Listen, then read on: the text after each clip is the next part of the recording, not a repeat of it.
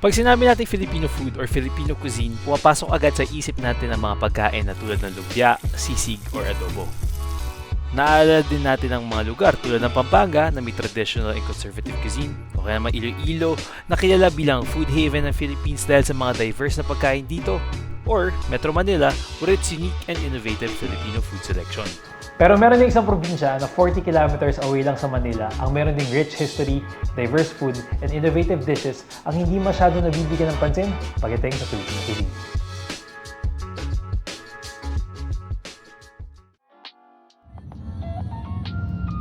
Today, we're going to Cavite to learn more about its tradition and food culture. Swerte kami kasi sasamahan kami ng isang writer and food advocate who has been championing Cavite cuisine for many years now. My name is Sige Ramos. I'm the very first author who wrote about Cavite food. Cavite City was once known as Cavite el Puerto. This is the staging area of the galleon trade. The galleons actually stayed in Cavite, not in Manila. So they docked in Cavite. So a lot of the food in Cavite is influenced by the different cultures that brought about by the galleon trade. Cavite is actually divided into different topographical regions. So you have the coastal, and then you have the midlands, and then you have the highlands. The food in the coastal is so much different from the midlands and the food in the highlands, and hardy vegetables. And then the coastal, you have the seafood. Most of the trading areas, most of the influential food actually are found in the coastal region. 123 kilometers. Yan ang haba ng coastline ng Cavite kaya malaking parte ang seafood sa mga pagkain nila. Isa ang pansit puset sa mga iconic dishes ng Cavite.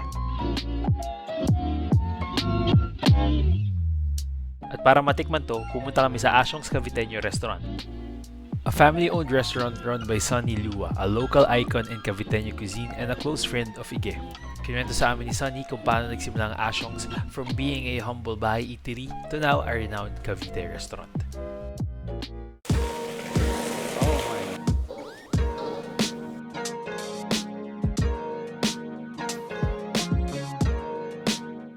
What makes this pansit unique is yung paggamit ng squid ink at kamyas. Yung squid ink ang nagbibigay ng kulay at savoriness habang yung kamyas naman ang nagbibigay ng asim and nagbabalanse ng lasa ng pansit. Sonny doesn't claim that he invented this pansit. The Caviteños have been doing this many years and some call it pansit choca e suntinta. However, he says that his version is the one that made pansit puset famous. Question ko lang, is this really, how would you describe Caviteño food is? Like, basically, seafood and medyo maasim. Napansin ko mahilig sa maasim na component ang Caviteño food. The difference between the Kapampangan cuisine and the Caviteño. We lean more on the tart side. Caviteño food is very simple, direct to the point, nothing elaborate, and then it's just basically relying on the taste of the basic ingredients like squid ink, chicharon, kamyas. There's not much elaboration. And what is available? And what is available basically? This is what we call the agua tempo or the easily available food. Or the ropa vieja, you know, like basically, you know, pansit pusit, you know, ropa vieja in Spanish it means old clothes. So, yung there's a Caviteño poet, si Arnel Boruete, he wrote about ropa vieja na retocao, meaning nire-retoke lang yung retocado. Retocao, no? So nire-retoking dishes. For instance, if you do, you know, like pansit pusit, it's never served in restaurants. It's just me who suggested to Sunny one fine evening after coming from a book launch. Pansit pusit is only cooked at home, and it's never served in restaurants. I sat down like, Sunny, look, do you remember this? And then how come this is not served in restaurants? Because it's lutong bahay and then But we had a different version then of Yeah. pansit pusit. It's soupy. soupy. Or another version would be yung lutong bahay, if you have like sobrang pusit from lunch, like the adobong pusit, Lagyan mo lang ng bihon. lagyan mo lang bihon or sotanghon and then you chop it up and then while you're heating it, you just put the bihon. That's how you serve pansit pusit. I mean, it's a very, very simple based on adobong pusit and then there's lots of vinegar and garlic. How a legend or a folklore is created because it started in the old dingy ashoms in Cavite City. And then I told Sunny, oh, this pusit will be your blusang itim, My passport. your passport to fame. So yun yung parang naging signature. And he became prophetic about that. And then people thought it was like, that was the standard pansit pusit of Cavite City. Actually, it's not. It's Sunny's invention. It's your take on it. His take on it. And now it's being copied in all restaurants in Cavite. Savory, succulent, and full of flavor. That's how I would describe pansit pusit. Malasa siya pero hindi nakakaumay, and I also love the addition of kamyas. Sakto yung asim and fruitiness niya para sa pansit. Sonny also served as pansit puso. Ang unique naman sa pansit na to ay nilalagyan ng puso ng saging. Niluluto muna sa suka ang puso ng saging bago isahog sa pansit.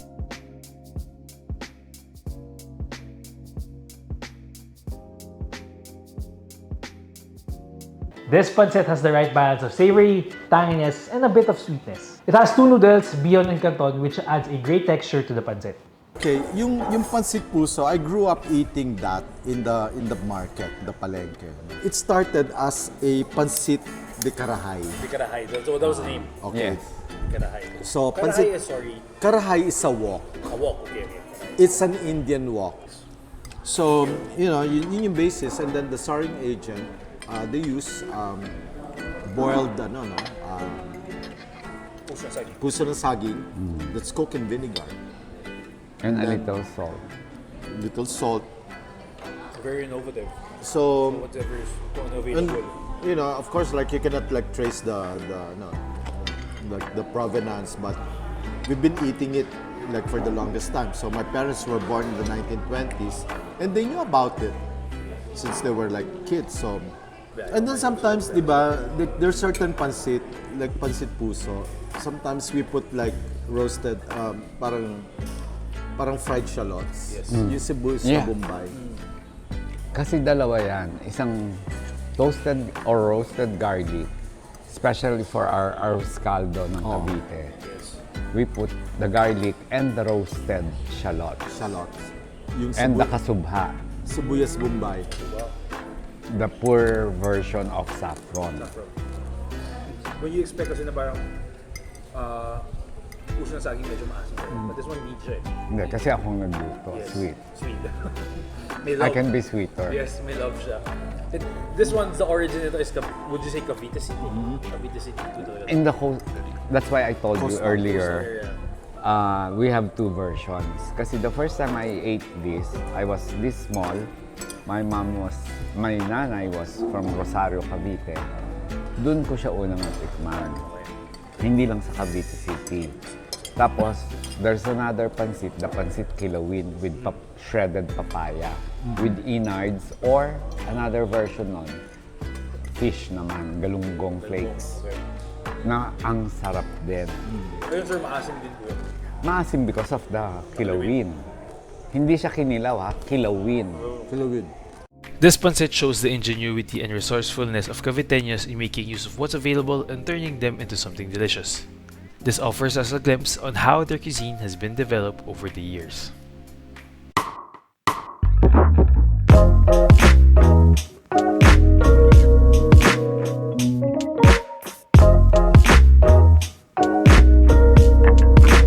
Before we went to our next stop, Ige was kind enough to show us the headquarters of Ugnayan Center for Filipino Gastronomy in Shambhala, Silang. Ugnayan is an organization dedicated to promoting and preserving Filipino gastronomy through its different research, workshops, and seminars. Ang advocacy nila focuses on safeguarding our traditional culinary practices while innovating and advancing Filipino food. Aside from Ugnayan, Shambhala is also home to Coco Kusina, a kitchen lab dedicated to experimenting and innovating local coconut products. This initiative is led by Ms. Riza Matibagmuy. Pinasubok din nila sa amin yung mga dishes na gawa nila dito sa Coco Kusina.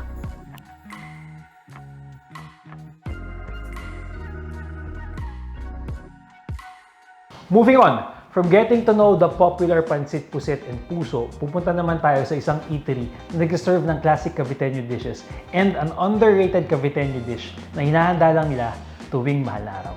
This is bacalao, a tomato-based stew made with salted fish. Sa Spain, salted cod ang ginagamit for this dish, pero dahil imported and mahal ito, salted labahita naman ang ginagamit sa Cavite. Tita Agnes is one of the people who cooks this dish and serves it in her restaurant Cantina de Tita A. Tita Agnes was kind enough to show us how to cook the bacalao. Madali lang naman ito gawin, pero matagal lang ito i-prepare dahil sa salted labahita. Kailangan kasi ito ibabad overnight para hindi masyado maalat. Tapos, hihimayin, tatanggalin yung tinik bago lutuin. Igigisa lang ito with a few aromatics and tomato sauce, then you're done.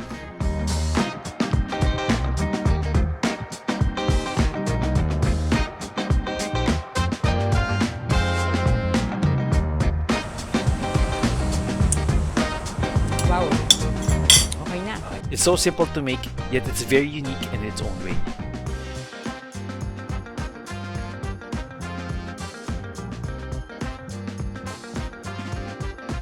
For the Caviteños, what is bacalao to them? Like, is this a meal that you normally serve for fiestas or? Only on a Good Friday. Only on and now, Good Friday. anytime goes. Basta naisipan nila magbakalaw. May cultural function kasi yung bacalao kasi it's a sacred dish. So for the Caviteños na parang it's a tradition every houses. May mga instances na lahat ng bahay sa compound namin noon, lahat ng mga tiya ko nagluluto ng bacalao. And then So that's how rooted basically Yeah. bacalao is in the culture of and then Cavite. merong Every house, para siyang, aside from adobo, every household has their own bacalao. Yes, pag Good Friday may bacalao exchanges. Tapos nag-aano sila yung parang bidahan. Bidahan. Payabangan sila ng Kung sino bacalao. mas masarap. Meron silang mga passive aggressive Comments nila. comments, yes. Saka yung pinagmamalaki nila Oo. yung luto nila.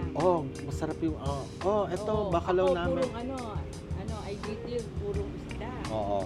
With olives, na ganyan. So very proud of the bacalao that they do. And would you say na this kind of represents what Cavite cuisine is with this dish? Very bacalao? much, very much. It has a combination of everything. So you have the different influences from Portuguese, Spanish, Mexican, Malay, Chinese, even the style is Macau, Cantonese, the Portuguese. So the irony of all ironies, bacalao here, it's no longer the main ingredient.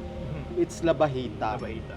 But we still call it bacalao. Tapos yung bacalao, naging pangalan na siya ng ulam. Parang ulam, naging, yes. na siya, oo. Cooking technique na siya, bacalao. Bacalao. Yung pag sinabi mong bacalao, it could be any fish. Yes, it's not anymore the fish itself. It's not, So that's the beauty of language na nag-evolve, no? Growing up, we used to have this during special occasions. That's why this dish is nostalgic for me. Para sa akin, isa ito sa mga Filipino dish na sobrang underrated. It's flavorful, hearty, and comforting. It's even versatile that you can eat it with rice, bread, or even use it as a dip. It's a dish I highly recommend you try if you have a chance. Bihira mo na kasi makikita to sa menu ng mga restaurants, and if ever makita mo, tikman mo. Or better, subukan mo pag nagpunta ka ng Cavite. Cavite may not be the sought-after food destination yet, but it's definitely worth noting that a lot of its tradition and heritage influences our cuisine. Cavite's vibrant energy and culinary gems makes it a must place to visit not just for foodies, but to everyone who'd like to understand our cuisine. With its storied past, unique flavors, and welcoming people, Cavite is poised to become one of the Philippines' premier culinary destinations. A rise that only time will tell.